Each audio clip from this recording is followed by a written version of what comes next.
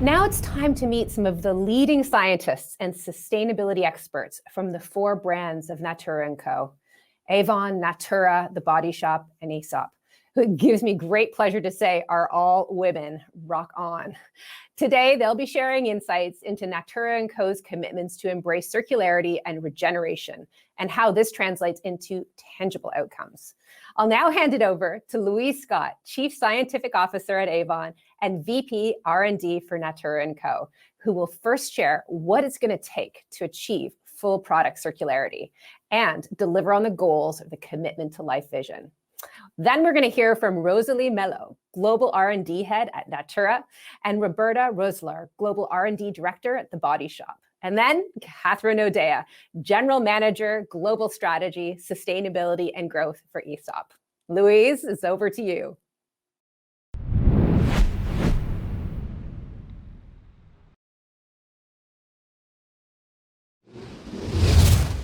Hi, everyone. It's a great pleasure to be here to talk about the third pillar of our commitment to life, to embrace product circularity and regeneration. So to achieve full product circularity and meet our net zero ambitions, we will need to search out new innovative solutions. We're committed to full circularity of our packaging and very close to full circularity on our formulas. More concretely, we have promised to, number 1, reduce our total packaging consumption, making 100% of our packaging recyclable, reusable, or compostable, and move to more recycled content. 2, use 95% renewable or natural ingredients in our products and over 95% biodegradable formulas. And then 3, increase investments and partnerships in regenerative solutions. To achieve these ambitions, we need to focus on making every stage of our product cycle more sustainable. From how and where we source the raw materials, how we design the formulas for our products, and the packaging we use to deliver this to the end consumer. We are committed to explore disruptive, regenerative solutions, which are those that capture more carbon than they emit, conserve and restore biodiversity and ecosystems, and generate quality of life through means that are just and inclusive for all. So I have the pleasure today of welcoming my dear colleagues, Catherine O'Dea, Roseli Mello, and Roberta Roesler from 3 of our brands to talk to us through some of the disruptive solutions being used across our business to make progress on this journey. So starting with how Aesop is sourcing its sandalwood oil locally from Indigenous people in Australia, how Natura uses traditional knowledge and cutting-edge science to push the envelope on sustainable formulations that contribute to the conservation of the Amazon rainforest. And finally, how The Body Shop has used their experience in community trade sourcing to also rethink how we approach packaging. Now, let's hear from Catherine, Roseli, and Roberta.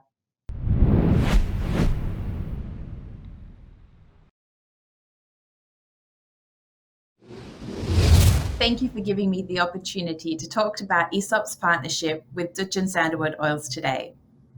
I'd like to begin with an acknowledgement of country. In a spirit of reconciliation, Aesop acknowledges the traditional owners and custodians of the land and their deep spiritual connection to land, sea, and community. I pay my respects to all members of Aboriginal communities and their cultures across Australia, and to their elders past, present, and to their emerging leaders. We would like to thank the Indigenous communities whose wealth of knowledge has made this partnership possible. Western Australia is home to some of the highest quality sandalwood in the world. When Aesop began its search for a new source of sandalwood oil several years ago, quality was, naturally, an essential requirement. But quality alone wasn't enough. We sought an ethically sourced sandalwood oil that met our required scent profile, passed our vigorous quality metrics, and allowed for improved visibility of the sourcing, production, and supply process. After an extensive and diligent search, in 2018, Aesop partnered with Dutch and Sandalwood Oils, known as DSO. Dutchen is the Matu word for sandalwood. Based in Kalgoorlie, Western Australia, DSO is a sandalwood oil distillation company forged by an equal partnership between Dutchen custodians, Kudkabubba Aboriginal Corporation, and the founder of the Western Australian sandalwood plantations. It is wholly owned and controlled by traditional Indigenous communities. Sustainable development is at the heart of their business model.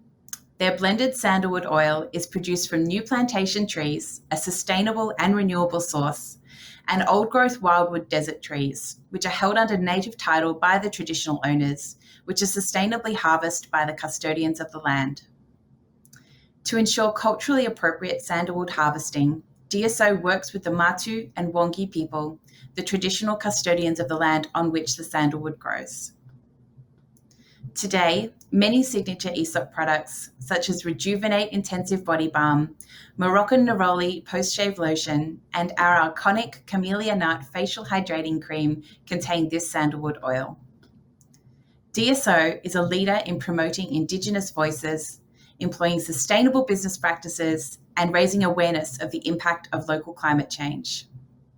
Last year, the company was the first Australian recipient of the prestigious Equator Prize from the United Nations and the SEDEX Award for Best Collaborative Effort. Our partnership with DSO has been developed with the intention that it will be long-term, based on our shared values and commitment to positive social, economic, and environmental development.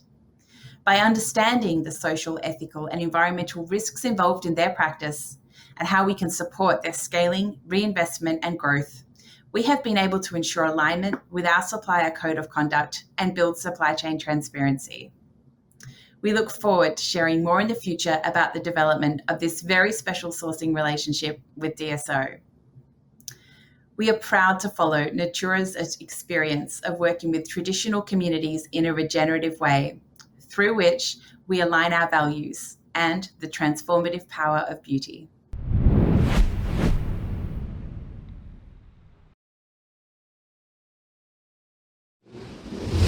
"20 years ago, the Ecos line was born, and with it Natura showcased to the world a revolutionary idea, that it was possible to preserve the Amazon rainforest and its traditions through cosmetics, using solutions which make conservation of the forest more economically attractive than destroying it. Today, 20 years on, by combining traditional knowledge and science, Natura works with more than 7,000 families in 34 communities across the Amazon region. And with this, Natura contributes to the conservation of 2 million hectares of forest. In the past year, we have seen the devastating effects of illegal deforestation and man-made forest fires in the region. But we also have been inspired by the forest's capacity for rebirth and regeneration.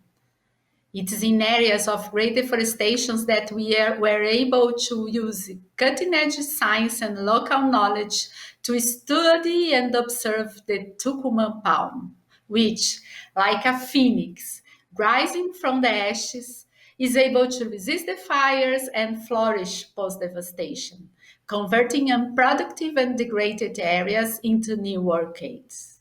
The new Ecos Tucumán line has a high percentage of Tucumán butter and oil. It's made with 98% of natural origin ingredients, are silicone-free, vegan, and made with 100% PET, post-consumption recycled packaging material, while also offering refill alternatives.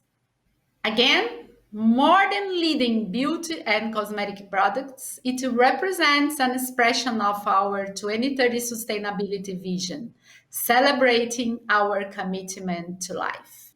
Nature's own mechanism of regenerating itself, the Tucumán in turn provides powerful compounds that replenishes the skin while at the same time providing economic benefits for the local community, turning all of us into guardians of the forest.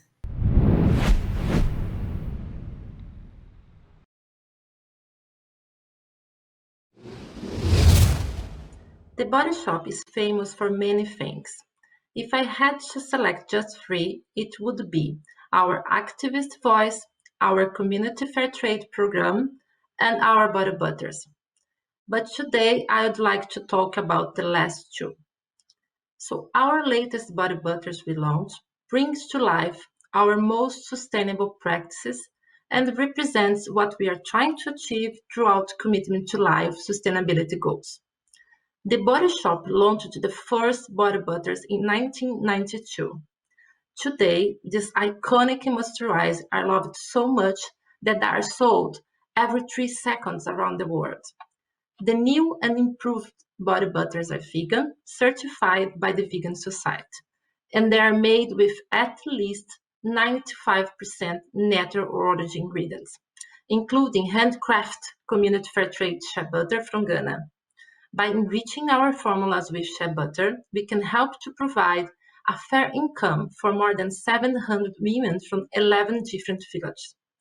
The shea butter is handcrafted using an 18-stage process of a traditional technique, which were passed on from mother to daughter for generations. The circularity and regeneration pillar has a significant investment area for the Body Shop. It's one of the most challenging targets for our business. In 2020, we continue to review our product ingredients and our formulas to help us to reduce their ecological footprint. But it's not enough. We are also taking actions on collection programs, such as the Body Shop partnership with Plastic for Change. For the body butter relaunch, we really raised the bar on how to increase the impact of our community fair trade program. The new body butter packaging, for instance, is made with aluminum lids and 100% recycled plastic. This includes community fair trade recycled plastic collected from the streets of India. Let's face it, there is an abundance of plastic in our environment already. With almost a third of waste being uncollected in India, it has given rise to 1.5 million unsung heroes known as waste pickers, who work tirelessly to clean up their streets. The Body Shop Fair Trade partnership with Plastic for Change not only helps tackle the existing plastic problem, but also helps to support around 2,500 waste pickers with access to more sanitary working conditions and a fair price for the plastic waste they collect.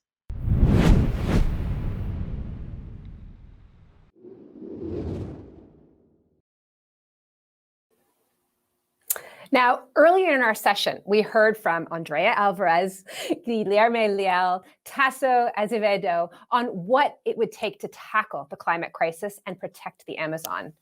We're now going to take a deeper dive into what a roadmap to protect biodiversity could look like. You'll hear more in this next session on how Natura Co is working with some of the leading organizations working to protect biodiversity as part of its Commitment to Life goals, and a big, bold idea on building an agreement on nature. So Marcelo, my friend, over to you to lead this discussion and introduce this incredible panel of experts. Thank you so much, Sharon. The science is clear. We have 10 years to reverse the laws of biodiversity. As you have heard earlier today, Natura Co has committed to protect the Amazon and foster collective efforts to achieve net zero deforestation by 2025. It will not be easy. We will work with leading organizations, including those you will hear from today, to create robust science-based targets for biodiversity. Because without a bold plan to reverse nature loss, we will never achieve the goals of the Paris Agreement. Today, there are no real incentives in place to bring life back. We need to build an agreement on nature, place value on biodiversity, incentivize nature-based solutions, and provide resources to traditional communities, the true guardians of the global common goods. Today is my absolute privilege and honor to introduce you to 4 leading experts with a clear vision on how business, governments, and society can work together to reverse the laws of nature. First, let me introduce you to Akanksha Khatri, Head of Nature and Biodiversity at the World Economic Forum, Head of Champions for Nature, a community of leaders disrupting business as usual to pave the way to a nature-positive global economy and hot nature laws by 2030. Florence Jantet is the Managing Director of One Planet to Biodiversity, or P2B, an international cross-sectorial business coalition initiated within French President Macron's One Planet Lab framework. The coalition works to drive transformational systemic change to protect and restore biodiversity within the value chains, engage institutional and financial decision makers, and promote policy recommendations for the 2021 COP15 framework. Rick Kuch-Loyenga leads the Union for Ethical Biotrade, a leading non-profit organization working to ensure that respect for people and biodiversity is a critical element in sourcing strategies of natural ingredients used in cosmetics, pharmaceuticals, and food sectors. It supports and verifies companies' commitments to innovation and sourcing. Eva Zabay is the Executive Director of Business for Nature, a global coalition that brings together more than 50 business and conservation organizations and forward-thinking companies from all sectors, sizes, and geographies. Their current focus is to encourage the adoption of transformative post-2020 global biodiversity framework at COP15 later this year. Thank you all for joining us today. I know there are many business leaders listening in and who are keen to hear your insights. For those listening, please do remember to leave questions in the comment threads and our teams will collect them. So please, let me start to Akanksha. If you could please jump in first and tell us, how do you think we can build an agreement for nature? Thank you, Marcelo. And I have to admit, even before I started, has been a super inspiring afternoon here for me. I almost had to pinch myself to believe that, am I really listening to a corporate or am I listening to someone who's really in it for the planet? But it seems like Natura can do both. So thanks for bringing all of us together for this important discussion on how can we build an agreement on nature. I could not agree more with what you had said. Is never before has the momentum for fighting climate change and halting biodiversity loss been stronger. And yet never before has the pace of change somehow felt slower. We are standing at the tipping point of key planetary boundaries today. Over the past centuries, our economic model has assumed an infinite supply of natural resources and ecosystem services.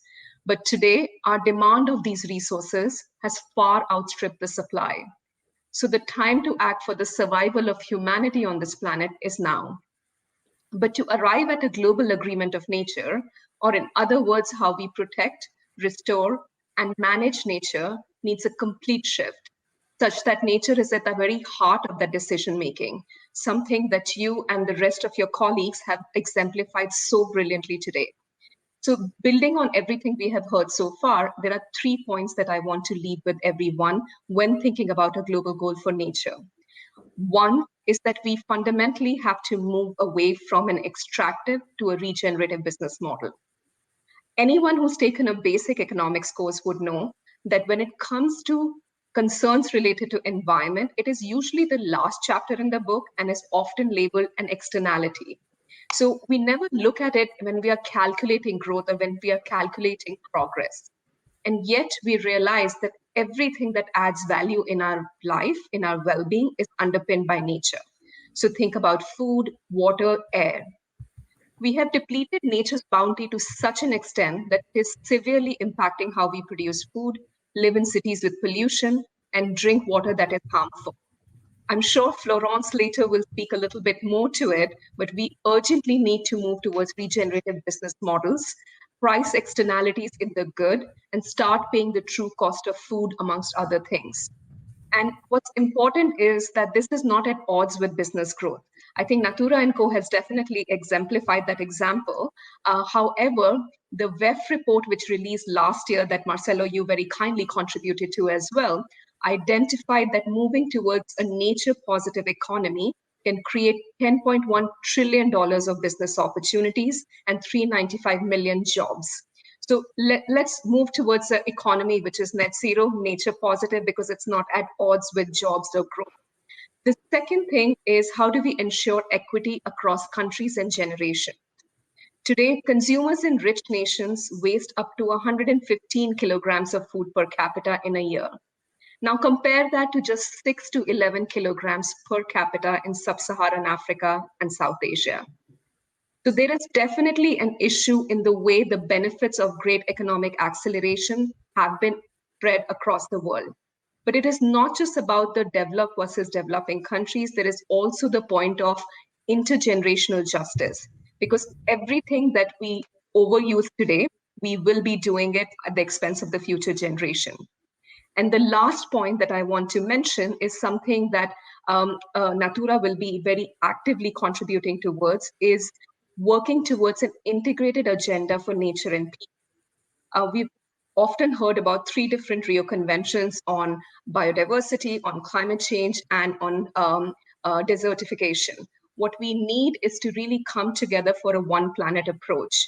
And I'm delighted that the Champions for Nature community, which will be co-chaired by Roberto Marquez in the next coming year, will be publishing an integrated narrative on how this one planet deserves a more integrated governance, so that things are not divided into silos. And I'm delighted that with you, with Roberto and other colleagues, we will be taking this narrative for the next year into Stockholm Plus 50, where we will mark 30 years of the Rio Conventions and 50 years of the first ever UN Convention on Environmental Governance. So thank you. Thank you so much, Akanksha. Florence, can we hear about your initiatives on One Planet to Biodiversity to build an agreement on nature? Yes, of course, Marcello, thanks, and hi, everyone. It's a little bit surprising, actually, to hear the question coming from you, how to build an agreement on nature, when we've heard what we've heard this afternoon in such a panel is amazing. So you are very well on the road. But let me probably reaffirm for people listening here that there is no other choice. The math are not going to work. We have no other deal than to find an agreement on nature. What we have been doing here and hearing this afternoon is a transformation of the supply chain and the ingredients. And I think the agreement on nature is about talking about the transformation of the agriculture, being the small agriculture, being the large agriculture sectors that we have everywhere, including in the Amazon and much beyond. And it's about thinking differently from the past, where we have been taking for granted that we can just extract, as Akanksha was just mentioning. This is over, and it's time for regenerative agriculture. It seems to be a very difficult concept, and it can be named in a very different manner. We can talk, and we've heard about some initiative on agroforestry, on agroecology. All that is the same idea, which is about what? Is about making sure that we restore the soil, or we keep the soil alive. We have been destroying too much. We have seen the impressive images that we've in the Amazon and beyond. The second thing is about what do we nurture, cultivate on this soil, which is the biodiversity that will provide nourishment to the soil, but nourishment and ingredients for all of us, for beauty, for feeding ourselves, for our clothes for the future, and so on. And this biodiversity is also very important, not only on the field, but around the field. And this will provide the ecosystems which are necessary if we want to transform this agriculture. And nothing will happen without the farmers at the center. We heard about the indigenous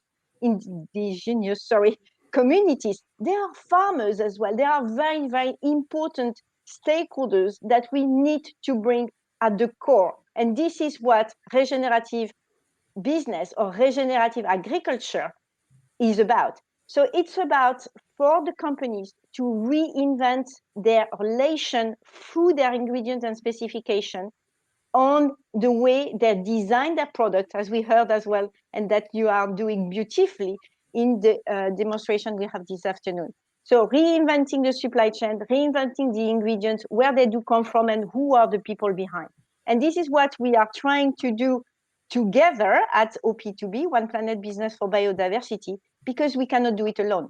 You cannot do it alone at Natura, and you have been through a journey by demultiplying what you have been doing as Natura to the other brands, and this is a fantastic journey.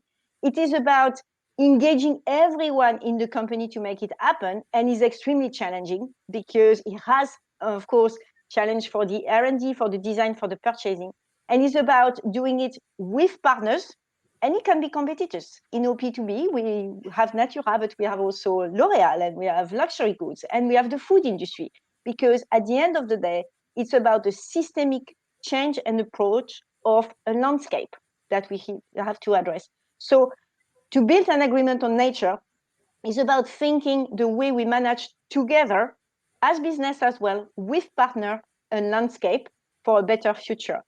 The way to do it is together.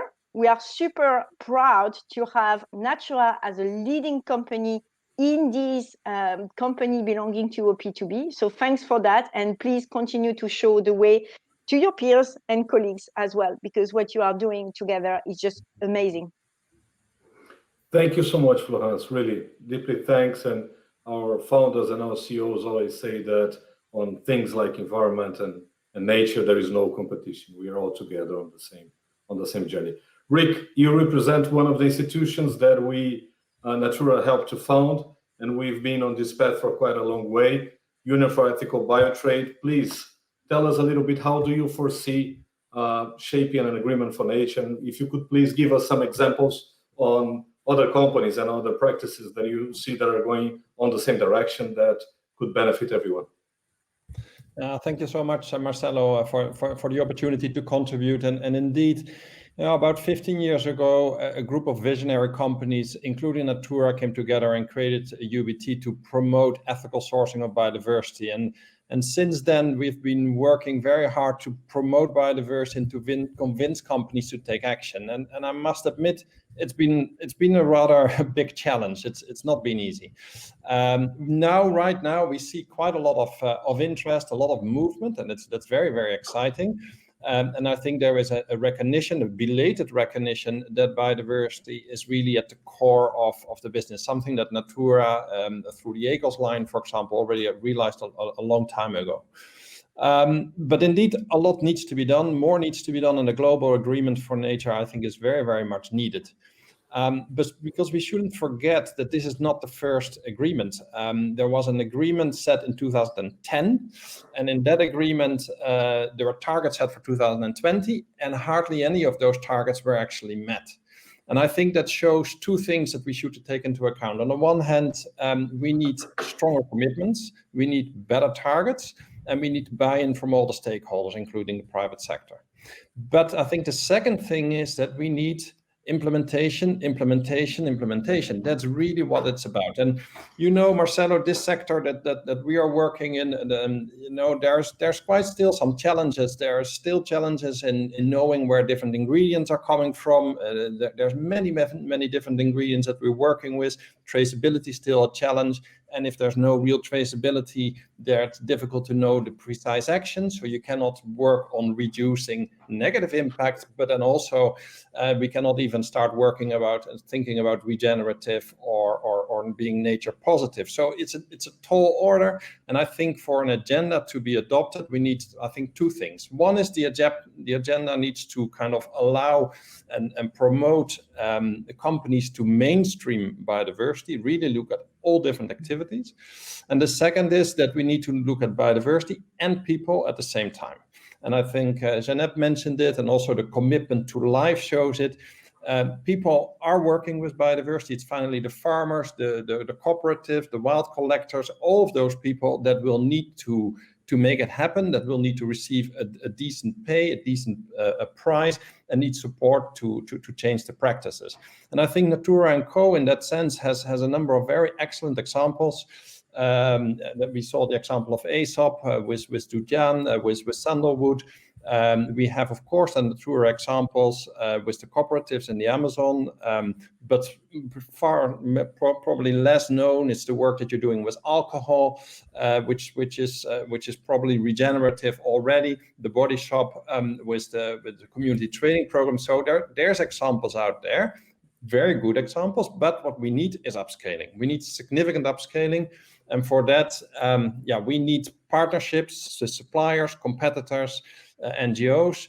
And I hope that the Nature Agenda can facilitate that, and that it can really offer something that we can all rally behind, because we need to step up. There's a lot of work to be done, and I think you're showing that it is possible. We just need to find a way to step up and to scale up. Thank you so much, Rick. Well, now we have Eva, who's leading one of the initiatives that we really place high expectations on, building an agreement for nature. So Business for Nature is really dedicated to it. Eva, how do you see companies and business building an agreement for nature? Thanks so much, Marcelo. You know, listening to today and listening to just this panel, I was wondering if it's possible to over-congratulate a company like Natura, but given that you're all so humble as well, which is a little bit, annoying practically. No, it's not true. You're all very humble and you absolutely deserve it, because as Charmian was saying at the beginning, it takes courage to be a leader, and especially a bold leader. So thank you to Natura Co for being one of the leaders in Business for Nature since the start. We need the leadership, but we also need the momentum. We need the evidence that companies, hundreds and thousands of companies, are now urging governments to adopt policies now. And through Business for Nature and all of our partners, we're starting to see that. We now have more than 900 companies that are urging governments to adopt policies now to reverse nature loss in this decade. And so the global agreement I'm going to talk about is, in fact, the Convention on Biological Diversity. The framework is called the Post-2020 Global Biodiversity Framework. It just rolls off the tongue. But think of it like this. It's basically the equivalent of the Paris Agreement on Climate from 2015, but for nature and biodiversity. And just like with climate, we needed that leading progressive business voice to give the policymakers the courage and comfort to adopt an agreement. Governments need to adopt this transformative framework. And the reason for that for business is it will give certainty to companies to invest, to innovate, to shift their business models. And so one of the things we're busy doing is trying to work with the CBD process and the negotiators to get into the details of what needs to change in the current drafts to make it that much more actionable and ambitious. And that includes something really important, which is adopting a mission to halt and reverse nature loss by 2030, meaning we need to become nature positive by 2030. We need to be sure about the role business can play. We need to make sure, as Rick was talking about, we've mainstreamed the value of biodiversity in decision-making and disclosure. Importantly, we need to make sure we have the resources, and that's not just coming from business and finance.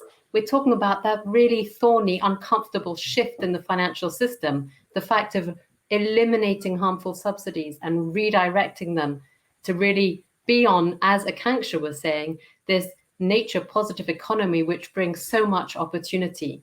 And I would just, like to end by saying, I guess, that when we think about the externalities that Akanksha was saying, an externality is just an impact that is waiting to be internalized. So if you're prepared for the future, you will understand not only how you've optimized as a company on financial performance, but natural and social performance too. So well done, that's what you're doing. Thank you.